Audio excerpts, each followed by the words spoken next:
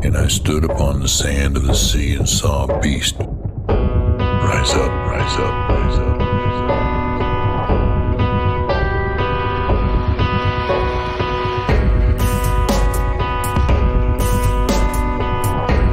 Who is able to make war with him?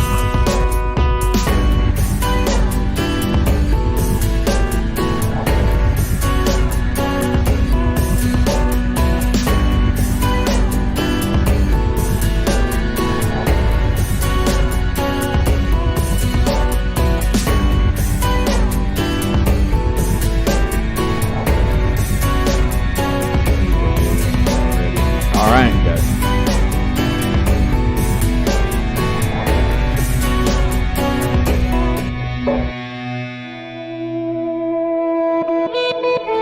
Good evening, everybody, and welcome once again to the Midnight Ride. It is my great honor to welcome each and every one of you once again into the Puritan Barn and into the NYSTV studios for the Midnight Ride with myself and Jillian Stone tonight, filling in for Mr. John Pounders.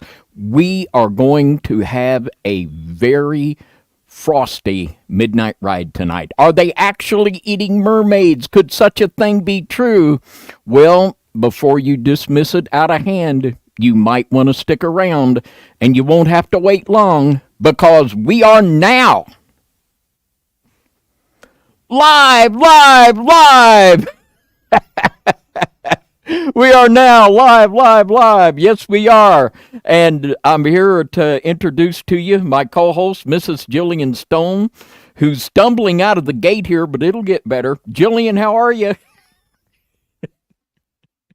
Doing good. I'm doing really good. I'm excited for tonight's episode, and I think that I am enjoying more your enthusiasm and excitement about this topic because I have a feeling that it's going to get real. And part of the reason why I reached out to you and John about this topic was because I knew immediately that it really was more about just me finding something crazy out.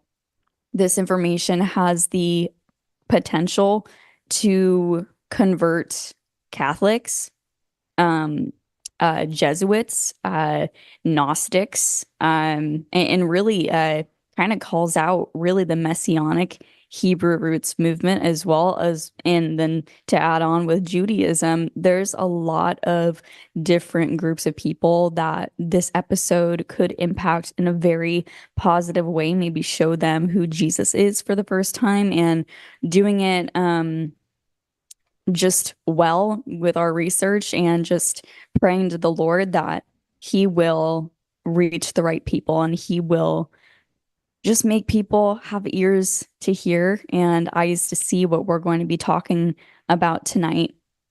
And you kind of get a knee-jerk reaction to that, that it's, wow, this is crazy. But as we get into this topic tonight, you're probably going to say, well, maybe not as crazy as I might have thought. But Jillian, tell us what you got coming up on your network before we get rolling. My network, I love it. Yeah, you got a network, don't you?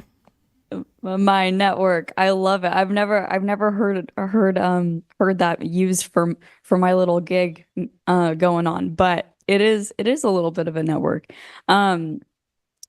Really, right now I've been taking a little bit of a break because I had my sisters come and visit me with their friends last week, and I've been kind of battling sickness this week, but starting Tuesday, Lord willing, I will be 100% better.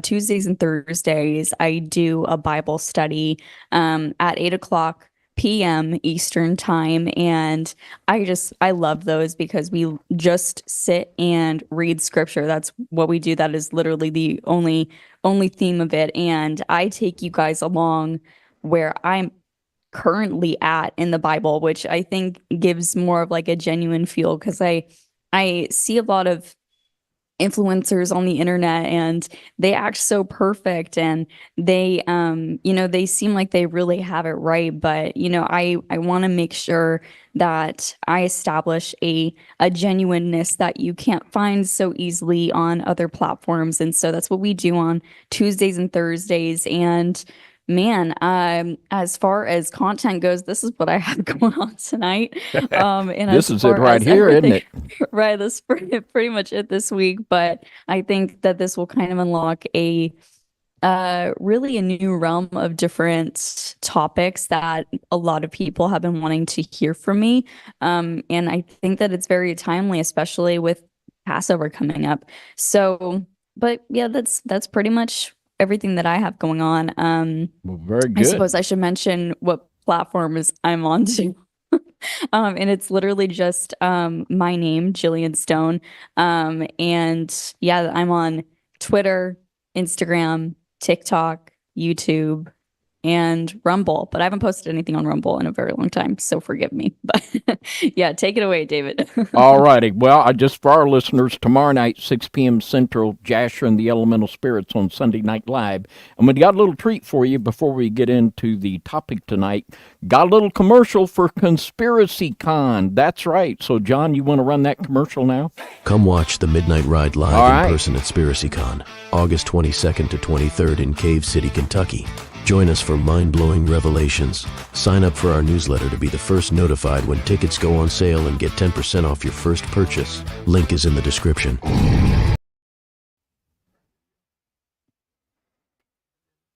Or is All right, we're back. Okay, very good. Well, that was very cool. Well, we're going to get to work now, and it's time to get into our topic tonight. Are they actually eating mermaids? Marine Kingdom rituals. Take us away, Jillian. Yeah, well, I guess kind of the first place that we should start is talk about the context behind these videos that I'm about to show you. So I'll just kind of just lay it out for you. So the context of these videos surfaced after a fisherman who recently got out of jail. This is all, I don't want to say that it's like 100% true, but it's conjecture, but I think it's legit personally. This fisherman, he got out of jail and he was offered this job as fisherman, but he didn't realize that it was a specialized fishing job. And so he would get on this big boat that literally looked like the boats from Deadliest Catch, and they would go out into crazy seas, and they were told that they were there to be trained specifically to capture mermaids for consumption, basically, for the elites. They wanted to capture these mermaids and ship them to be eaten ritualistically.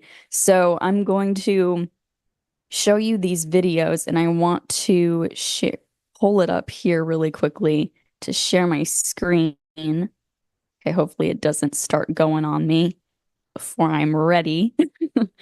All right, let's do it. Let's take it away. All right. Let's see here. Okay, here we go. Let me just rewind it here. Maybe I could just like refresh. There we go. I hope everyone can see it.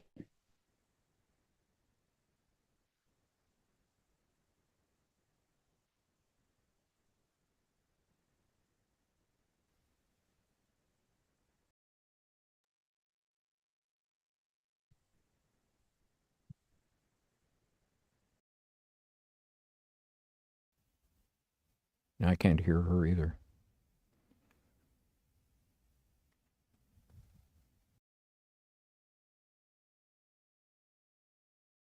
All righty. We're having a little bit of a gap here. Who would think would ever have technical issues? It seems can like. you hear me now? Okay, there she is. She's back. Okay, here I am. I'm so sorry, guys. Okay, you know what? Well, if the videos aren't going to work from this standpoint, I'll go ahead and just describe it to you. So this woman, she has a big following, and she got an email from this man who claimed that he was invited to one of these elitist parties, where he basically drove to a mansion, and he was sat in this room, and it was a big ballroom with one table. There was only like 8 people invited. It was very, very exclusive. And so he mentioned being there with a very famous actor, very famous director, author, and just a bunch of these people that you would be able to basically see in person and think, I know you. So they're very like prominent people in society. So they're all seated at this table, and they're brought different platters with like silver, like a silver dome casing on there. And in the center, they brought out this huge platter, probably like 5 feet long. I think that was what the email said. And it was sat down in front of him. Now, the guy that was serving them, the server, waiter, they opened it up and there was a mermaid on this platter. And it was shocking to this man. He was taken aback and everyone was applauding, acting like it was the best thing that they had ever seen. And this guy was like, what are we supposed to do with this? What's going on? And everyone starts taking out like knives and starts cutting it like it's Thanksgiving turkey and putting it on their plate, and they start consuming it. And this guy, he unfortunately consumed it as well. And he described seeing visions of the dark sea. And he described basically feeling like this euphoric, basically like a drug-induced euphoric feeling where he was given this divine wisdom, basically an esoteric wisdom that he had not ever known before. But after the mermaid like went through his system, he no longer had access to it. So that's kind of what I was super, super interested in before. So I was doing some digging and I found out that there are multiple mythologies that actually depict this, like full on. They have mythology and myth about eating mermaids. And so some of these will like actually really shock you. Because I was like, there's no way. There's no way. But usually when we're looking into these topics, it's more of a yes way. So let's go into, let me try to pull this back up again because I clicked something wrong. Now I'll share my screen and this will actually work this time because it's it's just a Canva slideshow. So let's go on here and I'll click present for us. And if it doesn't work, I'm so sorry. I am just really hoping that it does though. Okay, I'm really hoping that you can see this screen. It looks like you can. So first we're going to be talking about Japan. So we're going to be talking about the Japanese Ningyo mermaid. And it's often described as having human features, golden scales, and a monkey-like mouth. Eating a Nino's flesh is said to grant immortality or eternal youth, but it can also bring bad luck, curses, or disaster. So a famous story, you can look this up. It's actually true.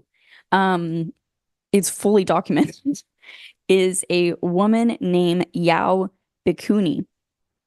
And the story goes, and I just highlighted it for you guys, that a fisherman once caught a Nino and shared its flesh with his village. A young girl unknowingly ate some and became immortal. She lived for over 800 years before eventually becoming a Buddhist nun before disappearing. That's pretty interesting. And I just had to give a little chuckle at the way that the Japanese drew her. This Nino, they are so terrific at drawing. So let's go on. Now we're going to be talking about Scandinavian myth. And Scandinavian myth talks about the Hafru and the Draugen.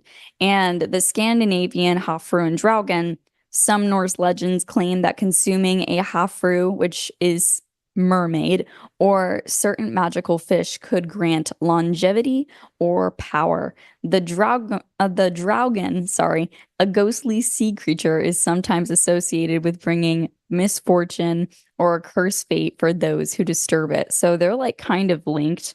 I thought that that was interesting to add that in, that there are like multiple sea creatures that have certain mythologies very similar to this. So this one is actually the most documented, surprisingly, and this is the Selkie. And we'll read something a little bit later that talks about more of the Selkie, but I just thought it was very interesting the way that it was portrayed. So I'll just read it here for you guys. Selkies are a sea people from Scottish and Irish folklore who can shed their skins to become human. Eating a Selkie's flesh in some myths and folklore concerning consuming certain magical beings or their body parts can lead to transformation or imparting their qualities. For example, eating the flesh of a Selkie might be thought to grant the eater some of its magical powers or allure. However, this is more of a thematic suggestion rather than a direct narrative. Folklore often warns against the conception of magical beings. The act of eating a Selkie could lead to loss of humanity, isolation, or even insanity, reflecting the broader theme that tampering with the natural and magical order brings about negative repercussions. This idea resonates with many tales where attempting to possess or consume something beyond human understanding leads to tragedy. This aligns with the Ningyo myth, where consuming a mystical being results in either a blessing or a curse. So let's go on to the Marrow, the Irish and Scottish version of the mermaid.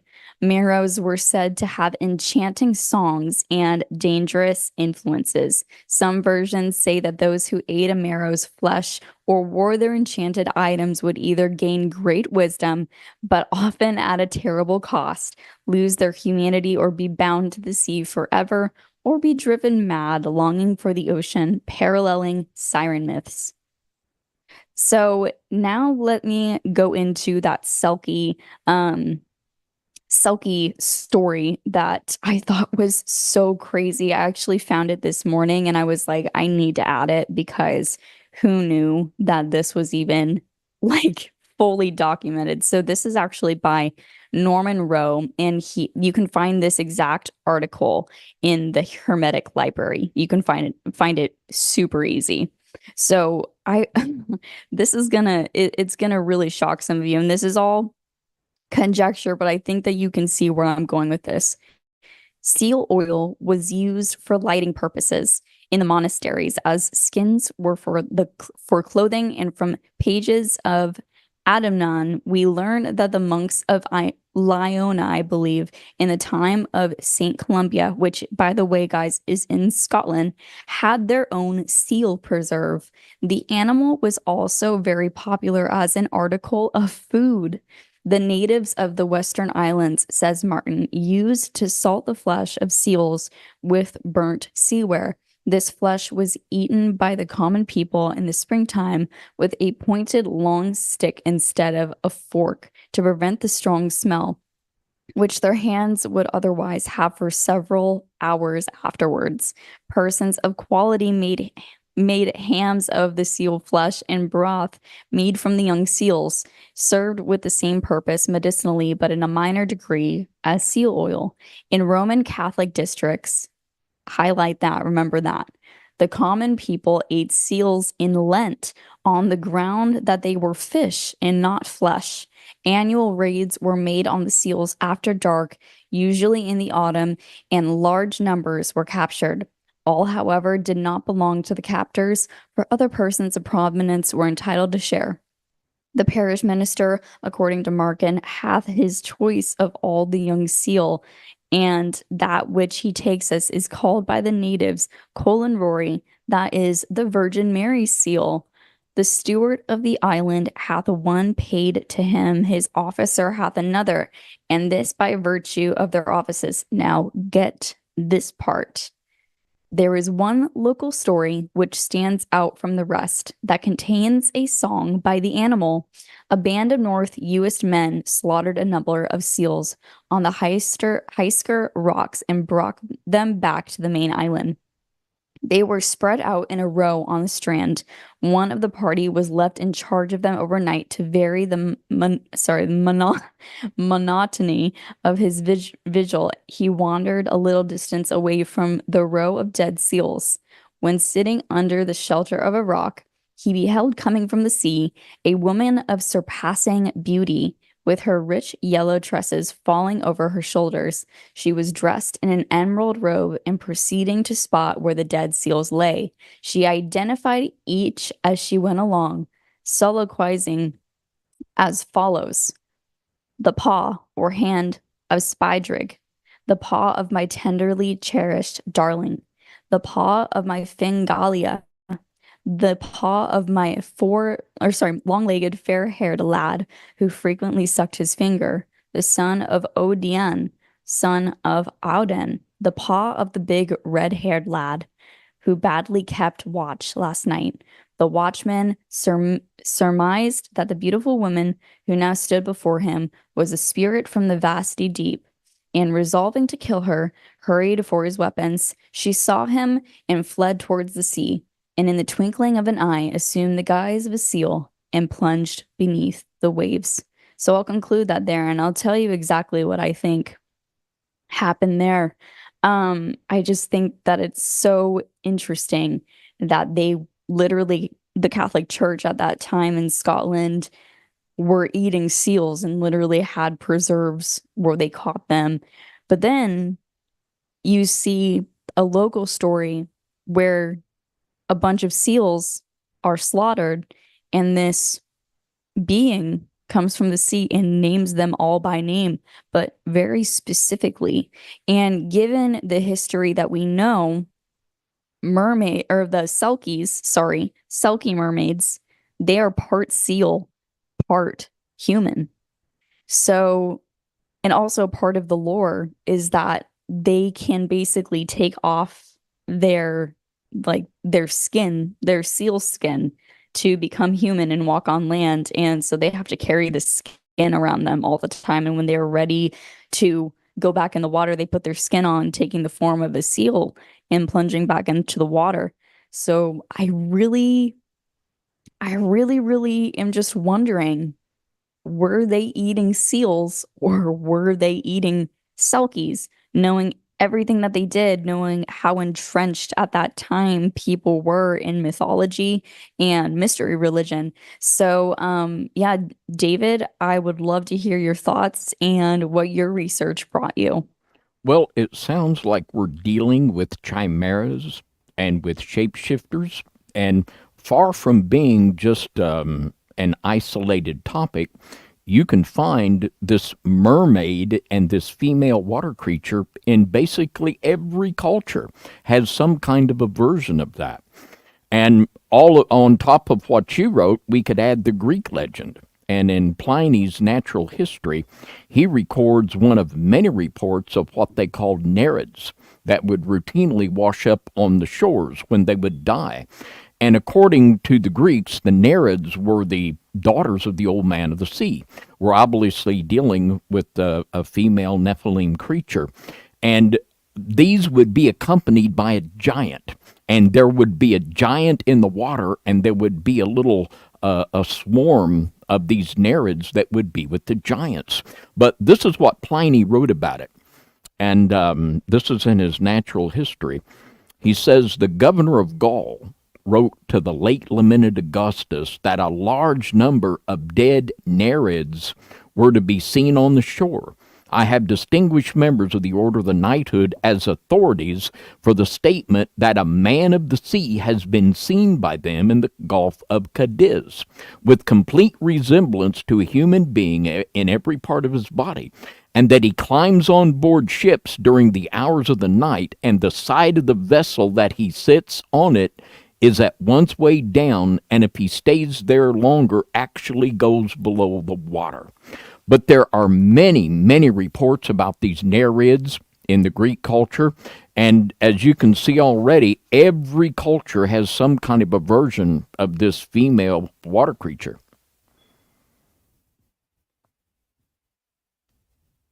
Yeah, I really think that it's important to really look into what different cultures are saying, because I mean, I only gave a few examples because I just wanted to like further highlight just how vast it is. Like even China has different things. Russia for sure has things on mermaids as well. I mean, they literally declared Bigfoot a endangered species in Russia. Fun fact. And so yeah, I really do I think that there is definitely some truth to what the videos are saying, and just why all of a sudden this video went viral and then literally it went so quiet after 2 weeks. Like doing this research a little bit later on, trying to just back up my sources, you can't find hardly anything. It's almost like it was just scrubbed from the internet on purpose.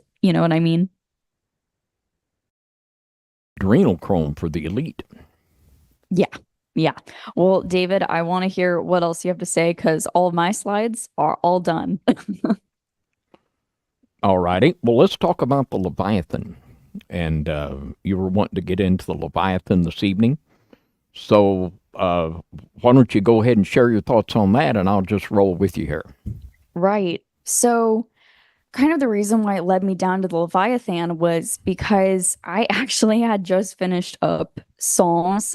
And so Psalms 74 talks about how God tore up the heads of the Leviathan and gave it for meat for the basically the inhabitants of the wilderness. And so I was kind of pondering that before I looked up, the Hebrew root words of that, and I can pull that up easy to where I was like, what is going on here? This doesn't seem right. Like, why on earth would God give the Leviathan, who was portrayed in Job as basically the leader of chaos and just evil.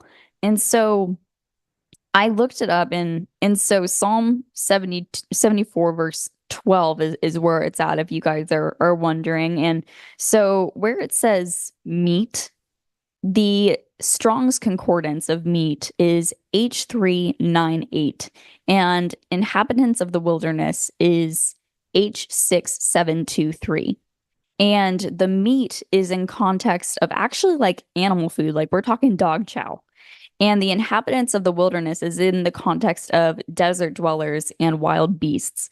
So what's interesting is that people who really have no idea what they're talking about as far as like Christianity goes, and where they like claim the Gnosticism of God of the Old Testament is this evil and malevolent God and all of this stuff, it's really just a lie. People don't really study their Bible.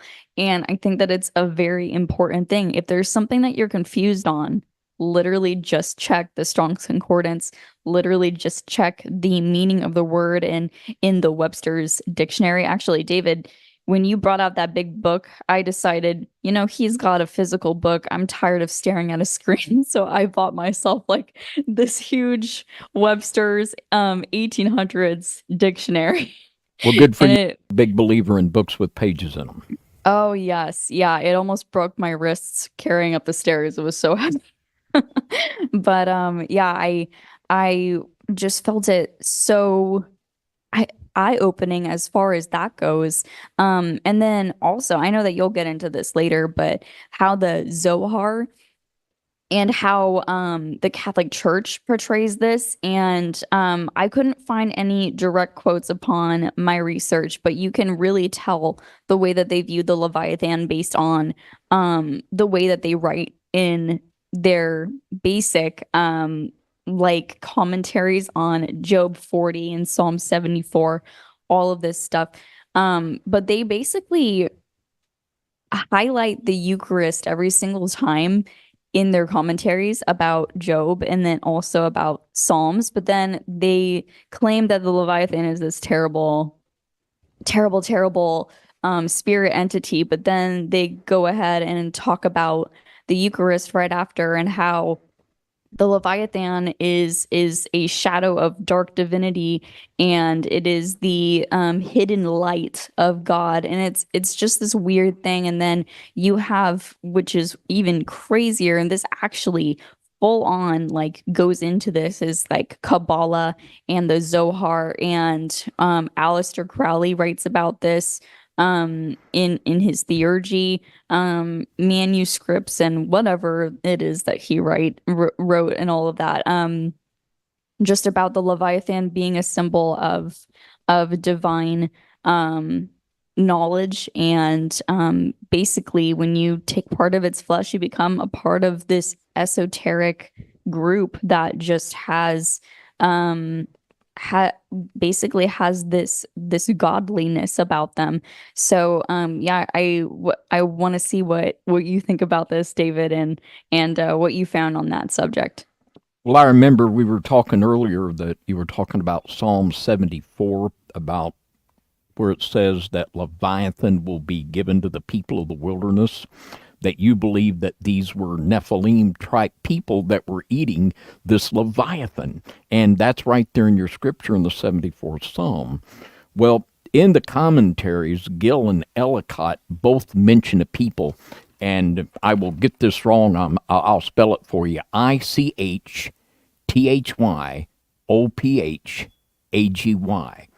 And that's the name of the people that were there, and also the troglodytes who we've talked about on earlier previous midnight rides. And these people, what that word means is the people that eat fish. And I've got a description of these from the Greek historian of the 1st century BC, Diodorus Sicordia. And he writes this. He says, "At first we shall speak of the Ichagafes, who inhabit the seacoast as all along as far as from Carmania and Gerdosia to the uppermost point of the Red Sea, which runs into the land an incredible long way, and at the entrance into it lies bounded on one side with Arabia the Happy, and with the country of the troglodytes on the other. Some of the barbarians go stark naked, and their wives and children are as common among them as their flocks and herds. They know nothing of either pleasure or sorrow, but what is natural like brute beasts, and have no apprehension either of good or evil. They inhabit not far from the very brink of the seashore, where they are not only deep caves, but craggy cliffs and straight and narrow valleys." So this very much describes the type of people that you suggested, that when God gave an actual Leviathan, which is described in the 41st chapter of Job as basically a fire-breathing dragon that we see in the water. And it's very interesting what the Jewish people say about this.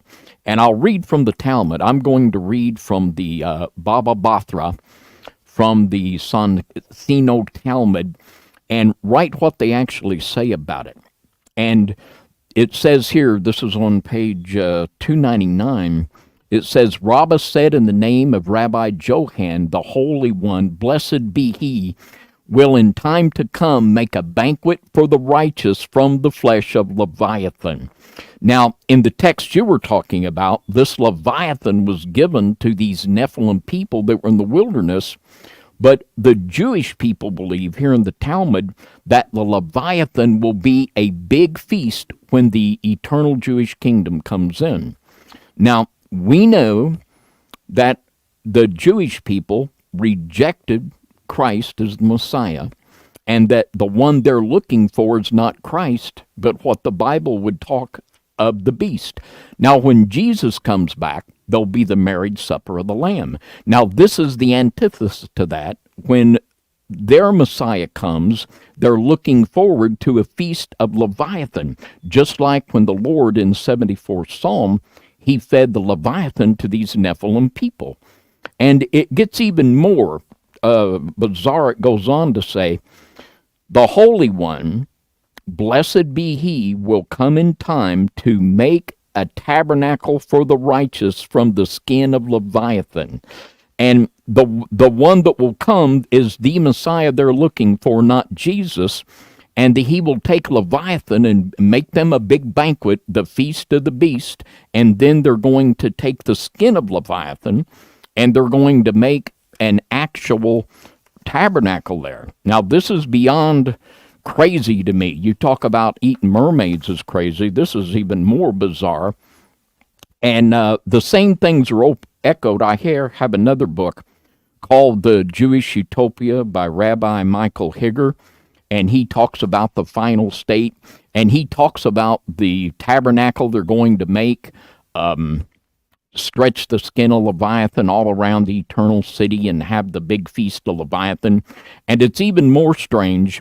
He talks about the way they're going to have their recreation in their final Jewish utopia. He says various recreations and sports will be provided for the righteous in their leisure time. They will fly like eagles and swim like fish and witness the races of the Leviathan and others of the animal kingdom. So we're going to be flying like an eagle and swimming like a fish, and they're going to be watching Leviathan races. And of course, this is not any true spirituality. This is just what the spirit that rejects Christ comes up with. And you can see in all of this where we're going to have, when the Lord returns, there's going to be the marriage supper of the Lamb. There's just the reverse scenario that's being looked for here in what they call the Jewish utopia.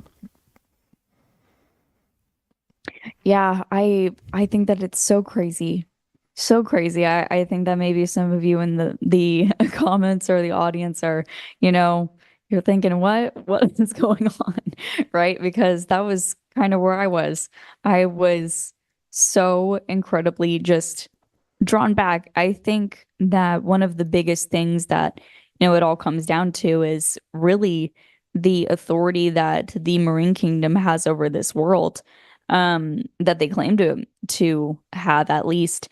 And I talk a lot about the Marine Kingdom on my pages and, the significance of them in day-to-day life. But, do you notice how What do you mean by Marine Kingdom? There's probably some of our listeners don't really even know. So give us a little definition for anyone that wouldn't know.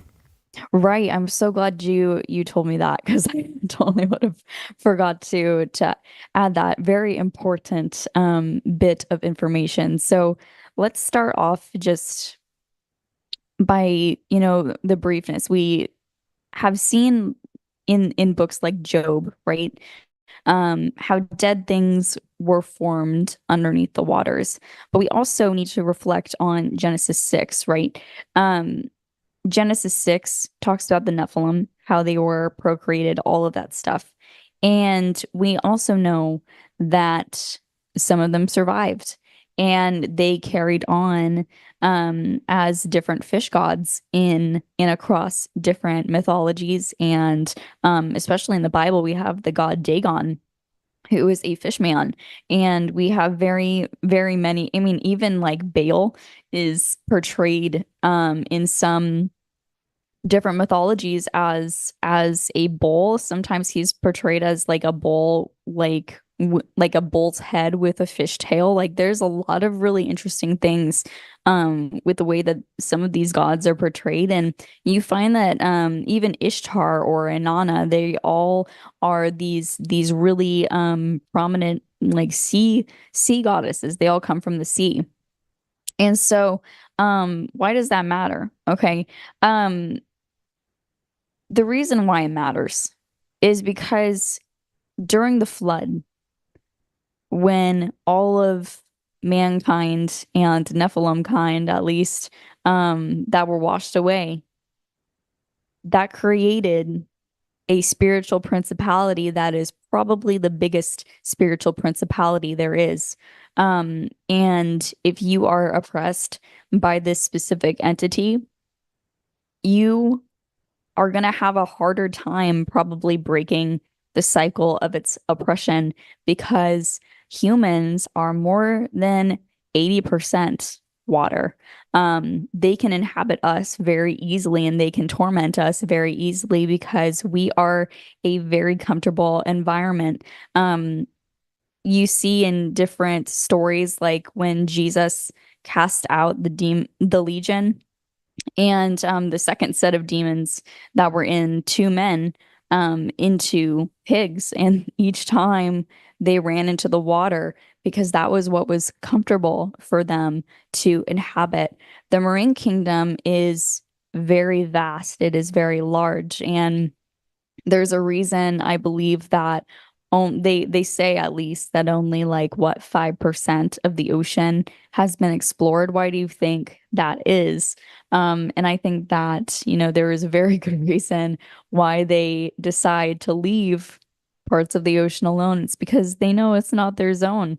It's not controlled by humans, it's controlled by these entities. And mermaids in the Book of Enoch, sirens in the Book of Enoch, more specifically, they are found in Enoch 19, verse 2, as the women who sinned with the fallen angels, and they were turned into sirens. They were turned into them, and so that's where you get the mermaid from. And so the reason why it's so interesting as far as why the elites are eating basically the mothers of the Nephilim genome, it's pretty nuts to think about that. They are literally eating the parents of these demigods and these little G gods.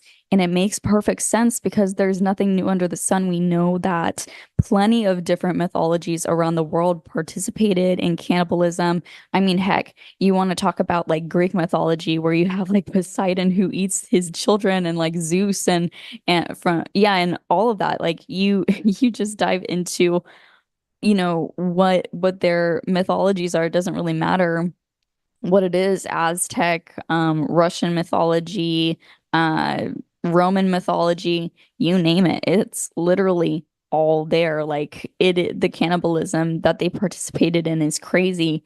And to have the idea of getting a secret divinity or secret esoteric wisdom bestowed upon them by eating the flesh of a siren or a mermaid, it makes perfect sense. I mean, there's a book called Worship of the Dead by John Garnier, and he literally depicts the celebration of Halloween to have its original origins being in mourning of the dead lost in the deluge.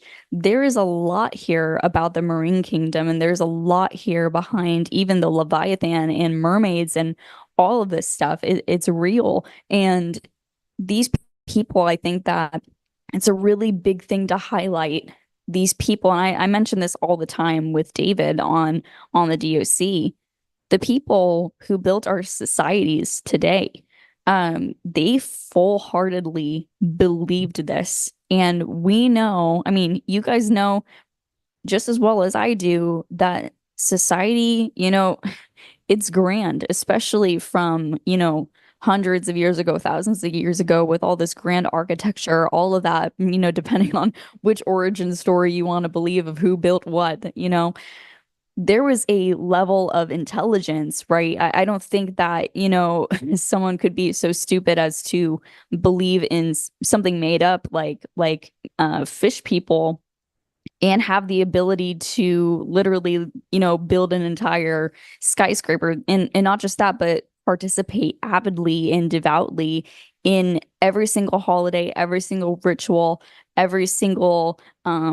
talons, every single carnival, you name it. These people were devoted in what they believed. And I think that they knew exactly what they were doing. They knew exactly what they believed. And, there's nothing new under the sun as far as that goes. But I hope that explains it well. It does very, very well. And this would fall under the biblical classification of the stoichion.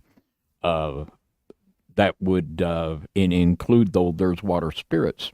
But there is, in that marine kingdom, there's such a variety The Greeks called them the Nereids, the daughters of the old man of the sea.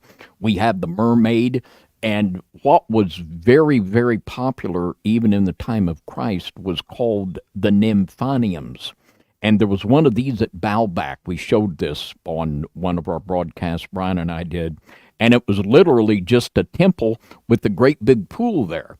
And it had access there out into the ocean. And what they would claim is that these nymphs would come up and they would have rituals and actual relationship with these nymphs and these nymphaniums. And you can see these all over the world, the ancient world there in the Levant. And we have the siren, like you mentioned, from Enoch chapter 19 and verse 2, which the book of Enoch tells us that they were the what was produced from the women that lay with the giants. And we always understand that these giants raped some women, and they were not, when a woman is raped, they're not in any way culpable or should be feel guilty or responsible for Absolutely. what happens in that devastating act. But there were women that actually wanted this to happen. And in the Testament of Reuben, it talks about this, the ways that women would conduct rituals to actually entice the fallen ones to have relations with them. And also you mentioned the Catholic connection here. And I'm going to read a scripture where in the Douay-Rheims translation, they put the word siren in there. It's not in the Masoretic text, but it's interesting how they translate it. And of course, we know that in the very oldest tradition of the Babylonian mysteries, the first secret word was Oannes, the fish man. And of course, the Pope has the little fish hat on top of his head. But always, and of course, there's not a proper perspective. Transubstantiation isn't a proper way to look at the biblical celebration of the Lord's Supper. And in every phase of the mystery religions, they had what could be termed a false communion. Many times it was cannibalism, eating human sacrifice, and we know that all of the traditions tell us that the Nephilim, they were cannibals, they were blood drinkers.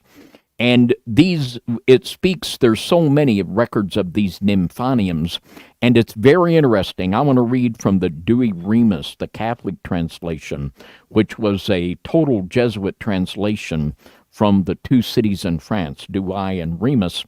And in Isaiah 13:22, very interesting the way they translate that. The owls shall answer one another there in the houses thereof, and sirens in the temples of pleasure. The sirens in the temples of pleasure. And that's just fascinating. That's not a good translation, but it's interesting why that they actually put that in there. And it really makes you wonder. They knew a little more than what we might think. Yeah, I agree. I think that it is very interesting that they put that in there. And I find myself, looking at all of these different religions and kind of what they morphed into, and kind of like the way that like you see the Catholic Church and their church history. And I think that's so funny. Like they always tell you got to research the church history and you'll find the truth. And I kind of took their word for it many times, and I really did dive into their church history, because I think that if they really saw what their church history, I mean, literally just on the Wikipedia page said, then, I don't think that they would be chanting research church history. I think that they would be leaving Catholicism quicker than snapping your fingers. But I definitely thought it was interesting, the connection of them in Scotland, at least, using the oil of these seals to light their temples. And you're talking about the sirens were they were joined in the temples of what did you say? It was the temples of seduction or something like that. Houses of pleasure, the way the Oh, Dewey houses Remus, yeah, house of pleasure. That's the way the houses Dewey of Remus put pleasure. it. And this That is is a so crazy. perfect picture of these nymphoniums and what they would claim would go on. And they would just start the ritual, and these creatures would join them, and away they go. Wow. Wow. Yeah. There's a lot here, and I really I want to touch a little bit. I did we read from like kind of the quotes of the Zohar at all as to Well, what they but what I directly read there said? was from the Talmud, Okay. in the Okay. Talmud on that. And I might ask you if you come on any traces of androgyny. And in the Zohar, when it talks about Leviathan, there's a male Leviathan Yes. and there's a female Yes. Leviathan. Yes, There are I did see two that. what they call the holy serpents in the Zohar, which is anything but holy. And we have this, and we've talked how that the very oldest Babylonian exorcism text, which we've read from on other midnight rides, it talks about these androgynous creatures in the sea that gave birth to these other entities. And it really is amazing that in the oldest text of the Babylonians, we come back to these amphibious sea creatures. But what have you seen there? Did you pick up on that androgynous strain? Yeah, I do believe that there was like a direct quote. I didn't pull it up, but there is like a direct quote from the Zohar that talks about the she Leviathan and the he Leviathan and how they are basically that the like the perfect duality for the rituals that they perform and what they expect or like what they're expecting their Messiah to come bestow upon them eventually. And I really do. Man, it's so crazy how you see just the the fact that it's like really nothing new. It doesn't matter what religion you're seeing. It's always coming down to androgyny. And so when you see that, like I almost am met with like the thought process of is androgyny the Marine Kingdom? Is that what the Marine Kingdom tries to preach? And honestly, after looking at that, I think the answer is yes. I think that that is a Marine Kingdom stronghold and I can't say certain things on here, but androgyny 100% is a big stronghold in today's society in many different ways, and it makes so much sense. Like and you even have like if you look into Roman mythology, the cult of Cybele and what they did to worship her, and you know the cult of Isis, what they did, and the eunuchs that followed Jezebel. There's a lot of things to definitely highlight because each time you'll find, I mean, Jezebel, I believe, was sat at the table of Ashereth, and Ashereth is an androgynous deity, and Ashereth just happens to be a basically a siren. What we see is a siren, like a bird woman siren. I think that there's two classifications of sirens, in my opinion. There's, you know, the sirens of the air principality, and I think that there's sirens of the Marine Kingdom that, in my opinion, I feel like they might be a little bit stronger in some ways.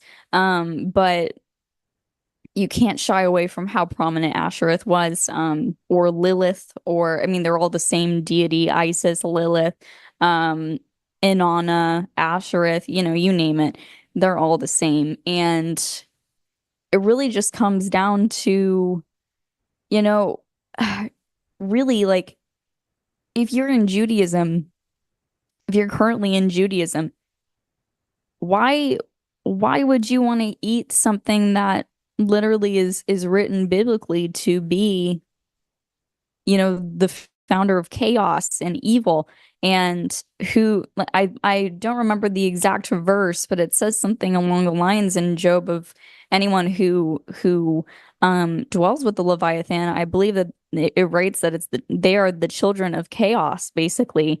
And I just think that, you know, either you are so confused as to what you truly believe and you just went on some sort of trend because you believed that everyone else was doing it and you felt, short on the sacred name movement maybe, and you thought that Jesus maybe meant Zeus or something stupid like that, and you were led to believing that. Or the other alternative is that you know exactly what you're doing, and unfortunately, if you do know exactly what you're doing, you're not gonna go to a very good place. And I don't mean to sound rude or challenging in a strict way, but it's just the truth. And the reason why I wanted to present this myself, and I'm sure David feels the same way, and John does too, is we want to reach people and we want to show them that Jesus would never do this. He would never do this. He is our Messiah, and he would not ever tangle himself with the word chaos as a synonym for how he describes himself. So, what do you think, David? Well, in Job 41, it says of Leviathan that he is king over all the children of pride. And when we think about what's going on in the world today, Isaiah 27:1 calls Leviathan the twisted serpent. The twisted serpent. And when you look at what's being propagated on young children around the world now, I think that twisted is just about as good a word for it as we could come up with. And we've ministered to people that when you would say something to them, you would say something to them clearly, but what was coming out of your mouth wasn't what was going into their brain. It was totally twisted, and they were hearing something else than what you were saying. And I always wondered, well, that might be our old pal Leviathan. But you've mentioned that you think perhaps, and I think there's every reason to believe that the spirit that is sweeping our nation and to a large extent Europe and a lot of the world, this spirit is certainly one that was born and originated from these androgynous beings. Now, what I want to ask are, what are any other indicators that a person might be negatively influenced by these spirits in the marine kingdom, and what as believers can we do about it? Oh, so easy. So easy. Number one, probably the most common one, one of the most common ones is sexual sin. And that is like literally the whole purpose behind Genesis 6. Quite seriously, sexual sin is the biggest issue and the biggest indicator that you are under oppression from the marine kingdom, spirits. And unfortunately, I think, some of us, I hope not all of us, but I think most of us have unfortunately fallen under that. I'm no different. I struggled with it myself until I completely renounced it in the name of Jesus. And I went through, kind of like a self-delivering process where I just completely gave myself over to the Lord. And, I read the word so very diligently, and I fasted, I prayed, and every day for a long time I cried, and I just didn't know what was going on until, I discovered what the marine kingdom was. And once I was able to put a name on it, I was able to figure out exactly what was going on and how to fight it easier. These are marine kingdom spirits. And so the second most popular is narcissism. And I have personal experience, someone in my life who is a narcissist to a T, is totally possessed by not only the Jezebel, which I fully believe is a marine kingdom spirit living on, because of the way that she worshipped Ashereth. I believe that that spirit of Jezebel lived on as a marine kingdom spirit. But you also see the Leviathan, and the Leviathan, specifically, we'll talk about the Leviathan first, is, someone who wants to devise chaos in all ways if they don't get their way. someone who can put on a smiling face, make everyone like them around them, and just have this demeanor about them that something is so perfect about them but so like off at the same time. But no one ever knows what's really going on with that person, except for if you have the unfortunate interaction with them behind closed doors to see who they truly are. It is very, very hard, and luckily I have estranged myself from this person. My family has anyways, and you know, I struggled with forgiveness for him for a while. And I think that revenge is a Marine Kingdom spirit, someone who craves revenge for people who have wronged them is a Marine Kingdom stronghold.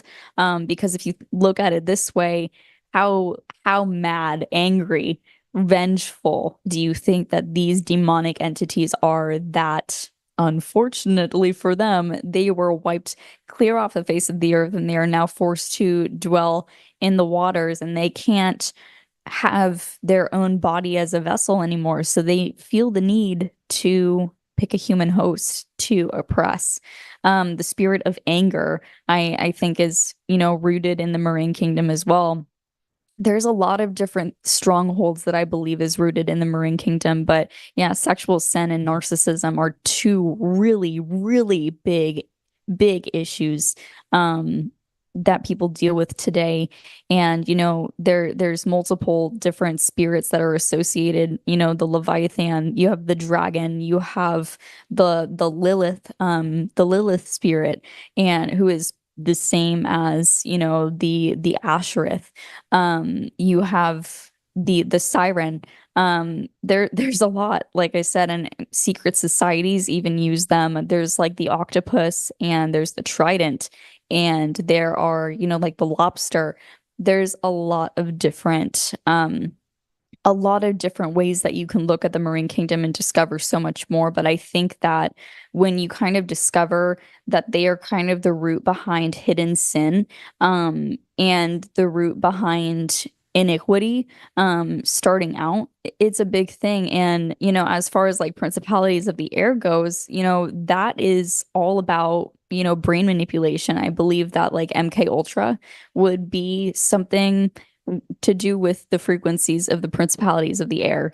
So, like Adam and Eve, when they were tempted to, unfortunately eat the fruit, I believe that they were manipulated by a Satan that was a principality of the air. That's just my personal opinion, but it just makes so much sense to me as far as all these principalities go. And I really do find it very, very it's almost like I've been delivered from the oppression of not knowing how to fight back against these principalities by kind of just diving into the research. Because as Christians, and I am not perfect at all, and I do not have it all down, but when I start stumbling, or when I feel like I'm stumbling and I catch it, and that's like the whole point of it, is that you can catch it easier. You can catch any iniquity easier, and you can specifically target it in your prayers, specifically target it in your walk, so that you can be delivered again and again from anything that's oppressing you, that you feel is a stronghold in your life. That is literally the entire point. And I think that it's a very good idea to know your enemy, because if you don't know your enemy, how are you going to know how to fight back? And for me, it's like you have to face it. You have to face your fears.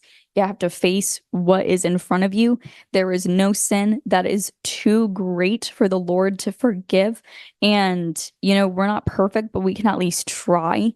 And I think that really starting, I mean, not starting, I guess really, as we come upon these very trivial times in our current society, we never know when the beast system is going to arise. And I think that this information on the rituals that they do will give us almost a foreshadowing of what the beast system will look like moving forward.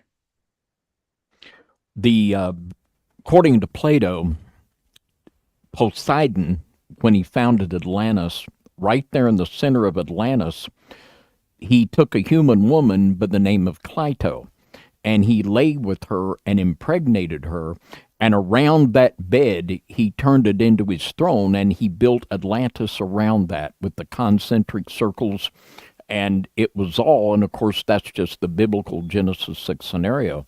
But it was indeed Poseidon and his defilement of Clito. It was all sexual from the beginning, and we see all of it in the Nephilim religion, the cannibalism and the ritualistic eating of flesh and blood, the false communion perpetuated throughout all of the mysteries. And this is just one of the really, really shocking things that I cannot dismiss out of hand, that this is something that the elites are bringing back. It's kind of like super adrenochrome. And I think that this is something that's been going on for a long, long time, and I think it's still going on right now. But what would be your final advice to someone, Jillian, if they suspect that they're dealing with this type of oppression? Give them some good advice here. I would start by, this sounds so funny because it is the Sabbath, but I would start with your Sabbath, okay? And you don't have to wait until the next Sabbath, but here's what I'm going to tell you. I'm going to tell you what I do on the Sabbath with my family, and it actually has really helped me, not to be emotional, but it is something that it is like the, not a tradition in like a legalistic way, but I just loved starting my Sabbath like this. I first write down on a piece of paper my accomplishments for the week. I write down everything that I did that I thought was great. And this way, we take the time to jot down and really think about what we're thankful for, what we did do good in, so that we're not so hard on ourselves all of the time for not being perfect. I think that it's a good thing to start with the good. Now, the second thing is I take time to jot down all of the struggles of this week, things that I have been struggling with spiritually, physically, things that I thought that I could get done, but I didn't, things that I thought that I should have gotten done, but didn't. Really just taking a time to do a full self-evaluation of what your struggles are. And by really putting it down on pencil and pen, you have your prayer requests right there. And so then I take the time to rewrite, what are my prayer requests? What are my prayer requests? And so I'll jot them down. And after that, I dive straight into scripture. I dive straight into it with my husband, and we will do we'll have our Bible out, but we're kind of like audio and like visual learners at the same time. So like we'll have our Bible out, and then we'll have like an audio Bible on with same translation as us, and we will read through whatever book we're on at that time. And this way, the Lord literally will, I think that he will help you to learn something new that you didn't before. And even if you felt like you didn't, when you continue to try and set that tone each and every day, and really just starting every single day out with scripture, that's how you're going to really learn about yourself. You're going to learn how the Lord is working with you specifically, and you're going to start modeling after the prophets and kind of taking their example, and kind of just, the knowledge and wisdom that you learn from the Bible. It's something that I can't really explain it. You just start really thinking like the Lord, and once you start, I guess, it's hard to put into words. It's really hard. I'll try though. I start recognizing certain spirits that are mentioned in the Bible, and I will rebuke them when I see them in myself, if that makes sense. Like the Lord starts, sometimes it takes a long time, sometimes it is a very short time, but the Lord starts revealing things to you when you really just dive into the word. But I really do think that keeping Sabbath is a big, big thing, because it allows you to self-reflect, and it allows you a time to just figure out what is really going on that you need help with and that only the Lord can help you with.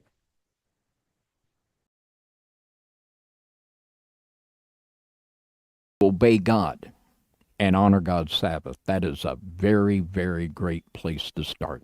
And if we walk in obedience, everything will fall in line from there, I guarantee you. Well, we really appreciate each and every one of you that were part of this broadcast this evening, and continue your prayers for John, and be sure to remember to pray for the Conspiracy Con. That's going to be absolutely great. And we are now at that part of the broadcast where we're going to do the Pounder's Pound. So on the count of three, I want all of you to help us out with our algorithms. And on the count of three, hit that like button with a little bit of attitude. 1, 2, 3, boom! Hit that like button and help us out. And we really appreciate all of you that pray for us. And Jillian, any final thoughts as we wrap this broadcast up this evening? And thank you so much for coming on and talking about this controversial topic. I feel like we've not heard the last of this one. I think this is something we're gonna hear more of in going forward. Yeah, I really think that this is a great topic, and thank you guys so much for having me on. And I hope that all of you guys enjoyed it, and maybe it sparks some thoughts in your mind as far as things that you can study in your own time. Where can you see the marine kingdom in scripture, and where can you figure out why the Bible mentions the waters and the deep so much, and why Jesus did the things that he did so specifically. But yeah, I really enjoyed tonight, and I'm just so thankful that you guys had me on. All right. Well, with that, we're going to say a big thank you to each and every one of you for supporting the Midnight Ride and NYSTV. We could not do what we do without you. And with that, until next Saturday night, 10 p.m. Central, a big high five and good night, everybody, from the Midnight Ride.